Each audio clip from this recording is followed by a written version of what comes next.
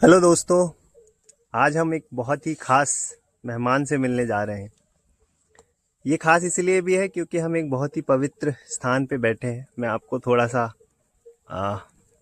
View दिखा देता हूँ इस जगह का, तो आपको समझ में आएगा। और जिसे भी इस जगह के बारे में पता हो, आप कमेंट करके बताइए।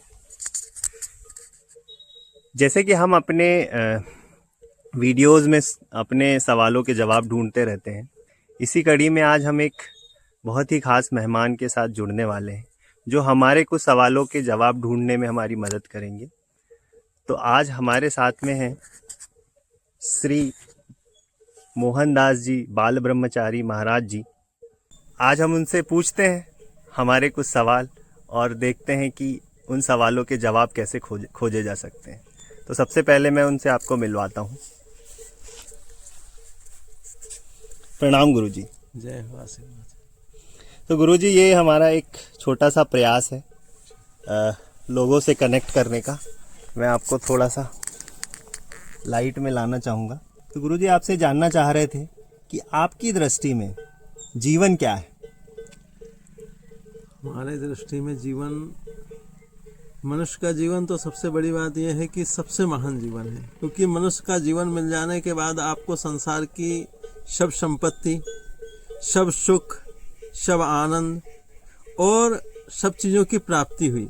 अब मनुष्य जीने का जीवन का तरीका यह है, तुलसी या संसार में भांति भांति के लोग। ऐसा कहने का मतलब ये कि संसार में बहुत प्रकार के लोग होते हैं। अब जीवन चरित्र में, हमारे जीवन चरित्र का सबसे प्रथम कारण तो यह होना चाहिए कि समाज की सेवा के प्रति हमारा भाव हो, माँ बाप के प्रति हमारी संस्कृति और मर्यादा हो, युवाओं में अपनी योग्यता को निहारने की स्वतंत्रता होनी चाहिए। क्योंकि युवा पीढ़ी में जब व्यक्ति आता है तो वो अपने आप को सपने बहुत देखता है, और उस सपने में एक से एक सपने होते हैं, लेकिन इन सपने में हमको किसी सपनों को चयन करना है। सपने का मतलब ये हुआ कि हम आधार के रूप में नहीं चल सकते, हमको उसकी योग्यताओं के साथ चलना पड़ेगा।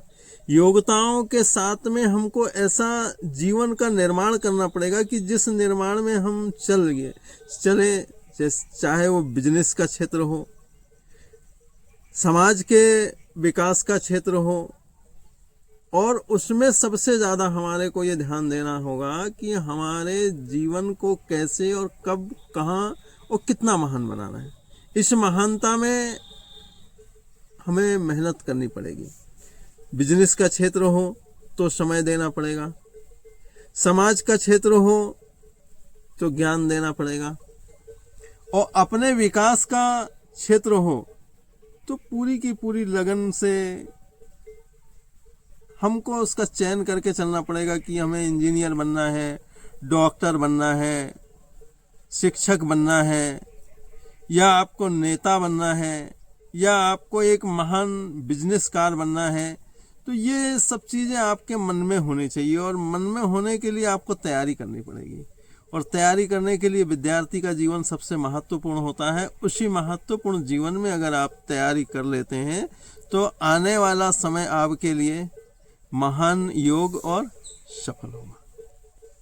युवा पीढ़ी के लिए माँ बाप पूरी मेहनत लगाते हैं, पैसा लगाते हैं, आपको सुख सुविधा देते हैं, आपकी पढ़ाई से लेके, आपके कपड़ों से लेके, आपके पेंसिल तक की का खर्च माता पिता उठाते हैं। तो उसके बाद आपको योग बनने में क्या लगा? आपका विवेक, आपका समय। लेकिन इस समय को आपने सार्थक कर लिया तो आप इतने बड़े, इतने महान, इतने योग व्यक्ति हो सकते हैं कि आपके पिता माता ने कल्पना नहीं की होगी, वहां तक हो सकते हैं। लोग कहते हैं संसार में क्या बताएं, बोले कुछ है नहीं, कहाँ जाए। अरे भाई, संसार में सब कुछ है। आप पाना क्या चाहते हैं, आप मन बनाइए ना। मन बनाएंगे तो प्राप्त कर लेंगे। अब विद्यार्थी को स्कूल जाना है, पता चले कि वो खेलने में समय गंवा रहा है, दोस्तों में समय गंवा रहा है, और पार्टियों में समय गंवा रहा है, तो योग्यता कब आएगी? क्योंकि संगत का असर उतना महान होता है। संगत से गुण आते हैं, संगत से गुण जाए, जो जैसी संगत करे वैसा फल पाए। अगर महान बनना है तो आपको अच्छे किसी योग्य को मित्र बनाना पड़ेगा, और मित्रता का सबसे ज्यादा प्रभाव हमारे जीवन में पड़ता है। शादी करेंगे तब आपको मित्रता पूछे जाएंगे कि आपके मित्र कैसे हैं। अगर आप किसी जगह जॉब कर रहे हैं तो वहां यह पूछा जाएगा कि आपके मित्र कैसे हैं।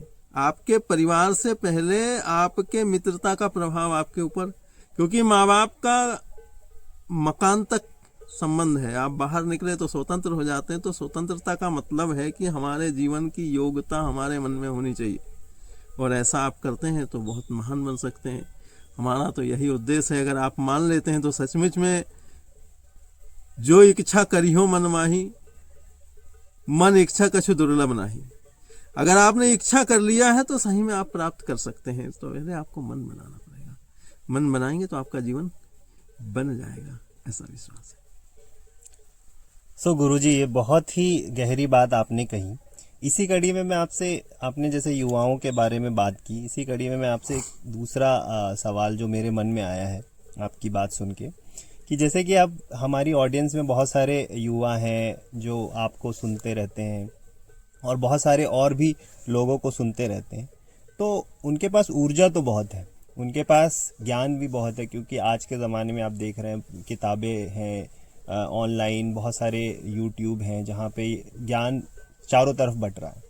लेकिन गुरुजी, एक वो डायरेक्शन, एक दिशा उनको नहीं मिल पाती है जीवन के सही समय पे, जो उनको एक दिशा चाहिए इस ऊर्जा और ज्ञान को यूज़ करने के लिए। तो आप ऐसे लोगों के लिए उस दिशा ढूंढने के प्रयास के बारे में क्या कहना चाहेंगे कि वो कैसे इस दिशा को पाएं अपने जीवन में? दिशा बनाने के लिए सबसे अच्छी बात आप जो पूछ रहे हैं, हम तो ये कहेंगे कि दिशा बनाने के लिए आपको अपनी दशा बनानी पड़ेगी। दिशा, दशा और समय। अगर आपके पास तीनों लिमिट पे है, भोजन कब करना है,